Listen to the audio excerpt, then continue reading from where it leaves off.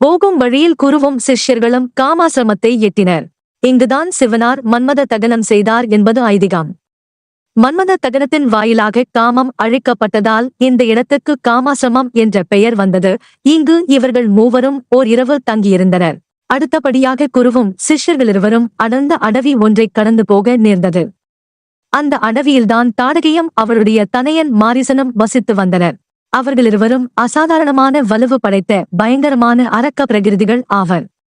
விரும்பிய மாத்திரத்தில் வேண்டியவாறு வடிவங்களை மாற்றிக்கொள்வது அவர்களுக்கு சாத்தியமாயிற்று. மானுடர்களை சித்திரவதை பண்ணுவதிலும் மானுட மாமிசத்தை புசிப்பதிலும் அவர்கள் மகிழ்வு மிக கொண்டிருந்தனர். அவர்களுக்கு அஞ்சி மானுடர் யாரும் அப்பக்கத்தில் எட்டி பார்க்க மாட்டார்கள். அத்தகைய ஆபத்து நிறைந்த காட்டுக்குள் மகரிஷி சிஷ்யர்களிருவரையும் அழைத்து வந்தார். இராமா, வேண்டுமென்றே உன்னை இங்கே அழைத்து வந்திருக்கிறேன். இவ்வனத்தில் வசித்திருக்கிற தாடகையை கொன்றாக வேண்டும். அது உனக்குத்தான் சாத்தியம். பெண்பால் ஒருத்தியை கொல்லுவது பொருந்துமா என்று தயங்காதே. பெண் கொலை பொருந்தாது என்னும் கோட்பாடு நாகரிகம் படைத்துள்ள சமுதாயத்துக்கு உரியது. பயங்கரமானவைகளும் கொடூரத்தன்மை வாய்ந்தவைகளும் ஆகிய 5களை எதிர்க்கிற பொழுது இது ஆண்பாலா பெண்பாலா என்னும் கேள்வி எழ வேண்டியதில்லை. நல்லவர்களை காத்தல் பொருட்டு கொடூரத்தன்மை வாய்ந்தவர்களை கொன்றையாக வேண்டாம். இந்த ராட்சசியை அறை கூவி அழை, பின்பு அவளை ஒழித்து தள்ளு என்று முனிவர் தம் சிஷ்யனுக்கு கட்டளையிட்டார். இராமனும் குரு ஆணையை நிறைவேற்றத் தொடங்கினான். தன்னுடைய வில்லுக்கு நான் ஏற்றி அதில் அவன் ஓசையை கிளப்பினான். இந்த ஓசையை கேட்ட மாத்திரத்திலே வனத்தில் வசித்து வந்த உயிர் வகைகள் மருண்டு போய் நாலா பக்கமும் ஓட்டம் பிடித்தன. தான் வசித்து வந்த குகையினின்று தாடகை கோபாவேசத்துடன் கிளம்பி வந்தாள். அரைக்கூவுதல் எங்கிருந்து கிளம்பெற்றோ ஆங்கு அவள் கர்ஜித்துக் கொண்டு வானவெளியில் பாய்ந்தாள். மானுட உருப்படிகள் 3 அவள் கண்ணுக்கு தென்பட்டன. அக்கணமே அவைகளை கசக்கிக் கொன்று விழுங்கிவிட அவள் தீர்மானித்தாள். அம்மூன்றும் சேர்ந்து தனக்கு நல்லதொரு நச்சுத் தீனியாகும் என்றும் எண்ணினாள். கழுகு வானத்தினின்று முயலின் மீது மோதுவது போன்று இம்மூவரின் மீதும் தாடகை விரைந்து பாய்ந்தாள். அங்கனம் வானத்தினின்று நிலத்தை நோக்கிச் சீறி வந்த அரக்கியை ராமபாணம் நடுவழியில் சந்தித்தது. அவளுடைய ஹிருதயத்தை அது துளைத்துக் கொண்டு போனது. அது மட்டுமல்ல, பூமியில் விழுவதற்கு முன்பே மாமிசமும் எலும்பு துண்டுகளும் இரத்தமும் ஒன்று சேர்க்கப்பட்ட இறைச்சி மூட்டை யாகத் தடால் என்று அது தரையில் வீழ்ந்தது. நல்லவர்களுக்கு யாண்டும் தொல்லைகளாக தோன்றியிருந்த கொடூர ஜந்துக்களை அழிக்க வந்தவன் இராமன். அத்தகையவனுக்கு இது கன்னிப் போராக வாய்த்தது. அவன் செயலை ஆமோதிக்கின்ற பாங்கில் குருமூர்த்தி சிஷ்யனைக் கட்டி தழுவிக்கொண்டார். இதுகாரம் இக்கானகத்தில் கால் வைக்க மாட்டாது மக்கள் மருந்திருந்தனர். தாடகை வதைக்குப் பிறகு மக்களை மகிழ்வுடன் வரவேற்கும் கவர்ச்சிகரமான கானகமாக அது மாறியமைந்தது.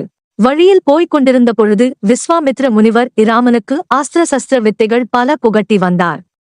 அவை யாவும் மானுட உலகில் காண முடியாத மேலான ஆற்றல்கள் படைத்தவைகளாக இருந்தன. செயலுக்கு வரும்படி அவைகளை ஏவுதல், ஆக்கிரமிப்புச் செயலில் எப்படி ஈடுபடுவது, தற்பாதுகாப்புச் செயலை எப்படி சமாளிப்பது, செயல்கள் யாவிலுமிருந்து எப்படி பின்வாங்குவது ஆகிய பகுதிகளை அவர் புகட்டலானார்.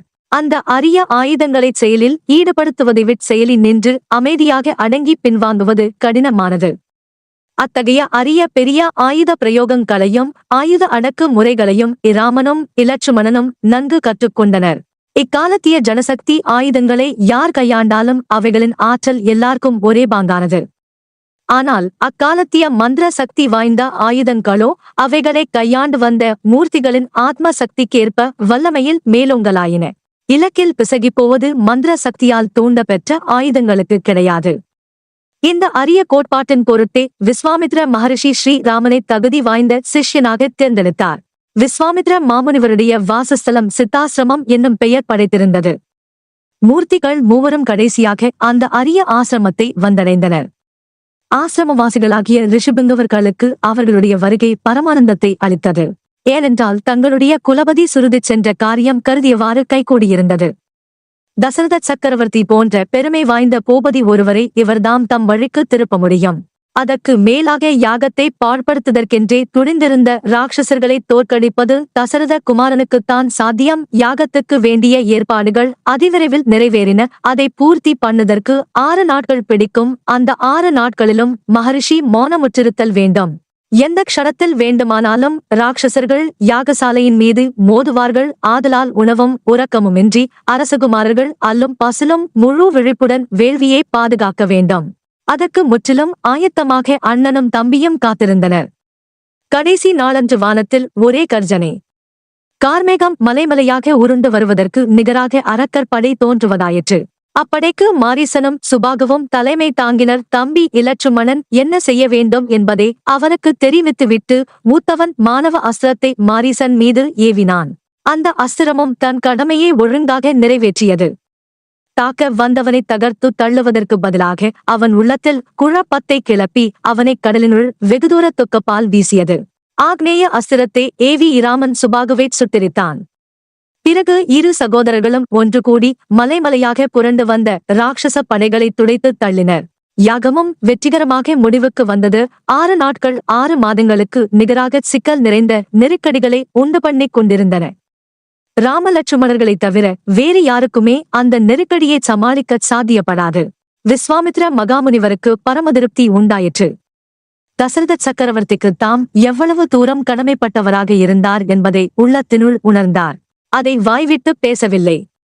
ஆனால் ராஜகுமாரர்களுடைய பராக்கிரமத்தை திரும்ப திரும்ப பாராட்டினார். சித்தாசிரமம் என்றால் தொடுத்த கர்மத்தை வெற்றிகரமாக நிறைவேற்றும் ஸ்தாபனம் என பொருள்படுகிறது. இன்றைக்கு சித்தாசிரமம் உண்மையாகவே சித்த ஆசிரமாக இலங்குகிறது என்று இயம்பினார். தீமையை எதிர்த்து வெல்லுபவன் சித்தன். அந்த ஆசிரமத்துக்கு அத்தகைய அந்தஸ்தை அமைத்தவர்கள் இராமனும் இலட்சுமணனும் ஆவார்கள். தசரத குமாரர்கள் தரணியில் எதற்காக தோன்றி இருக்கிறார்கள் என்பதை தகைசான்ற விஸ்வாமித்ர விப்ரர் நன்கு அறிந்திருந்தார். அந்த தெய்வீக திட்டம் நன்கு நிறைவேறுதல் பொருட்டு தமக்கு வாய்த்திருந்த பெரிய கடமையையும் அந்த தபோதனர் நன்கு உணரலானார். தமக்கு தசரத குமாரர்களின் சீரிய தொண்டு முற்றிலும் தேவையாயிருந்தது என்று அவர் வெளிக்கு காட்டிக்கொண்டார். உள்ளூர உள்ளத்தில் அவர் உணர்ந்திருந்தது இந்த ராஜகுமாரர்களை உலக க்ஷேமத்திற்காக ஆயத்தப்படுத்தல் ஒன்றேயாம். அரச குமாரர்களிருவரும் தங்களுடைய இறைய வனாரிடமிருந்து அடுத்து வருகிற ஆணையை நிறைவேற்றுவதற்கு அமைதியுடனும் பணிவுடனும் காத்திருந்தனர்.